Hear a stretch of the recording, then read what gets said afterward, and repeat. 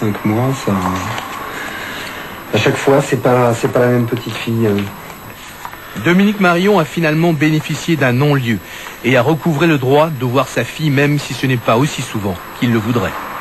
Les pères sont de plus en plus présents. Ce sont des pères qui leur donnaient le bain, qui changeaient leurs couches, qui les emmenaient au bébé nageur ou à l'école. Et je pense que ce qui est analysé comme un geste complètement naturel de la part d'une femme est a priori suspect de la part d'un homme.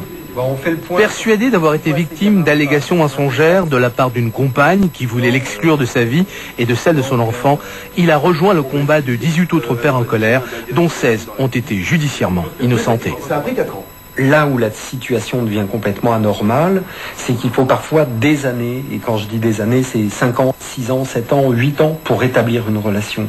Aujourd'hui, environ 400 procédures de ce genre sont instruites en France. Un phénomène nouveau qui s'est développé à la suite de l'affaire Dutroux et qui déstabilise les magistrats tant la vérité est difficile à cerner et les traumatismes considérables sur les enfants et leurs parents. Nous disposons de moyens d'investigation, examen médico-psychologique, audition de l'enfant également, pour essayer de vérifier par des intervenants extérieurs, donc au conflit et donc neutres, ce qu'il faut penser de ces allégations.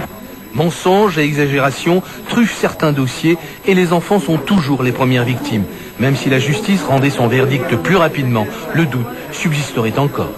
Soit les preuves sont suffisantes et il y a des condamnations, soit les preuves sont insuffisantes et cela ne veut pas dire que ces pères sont innocents au sens total du terme. Cela veut dire simplement qu'on n'a pas la preuve des actes qui leur sont reprochés.